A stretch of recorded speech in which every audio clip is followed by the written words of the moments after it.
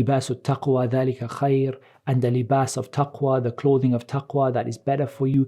Some of the scholars who mentioned the clothing of taqwa, the modesty in clothing, and some of them talked about it in terms of taqwa, clothing yourself with the taqwa of Allah Azza wa Jal.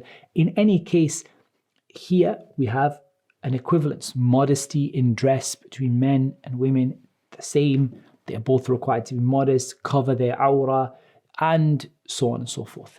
But then we have differences that come later on. So the basic principle is the same, and then comes the issue of the hijab of the woman and the rules and regulations and the difference between the awrah of the man and the awrah of the woman and so on. So we want to understand the way that Islam works is that the rules, the regulations, the commandments, the obligations are for men and for women equally until the Sharia brings a difference between them.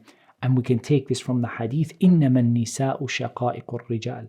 Women are nothing but the full sisters of men. Meaning everything that is said to the men in the Quran is said to the women until you have a reason to diverge and a reason to make them different. And there are many rules in Islam that are only for men and rules that are only for women. But when Allah Azza wa Jal, for example, said, وَأَقِيمُوا الصَّلَاةَ وَآتُوا الزَّكَاةَ, establish the prayer and perform the zakah. This word aqimu is given towards the men. It's given in the form of the verb that addresses men. وَأَقِيمُوا الصَّلَاةَ وَآتُوا الزَّكَاةَ, and give the zakah. It's given in the form which addresses the men.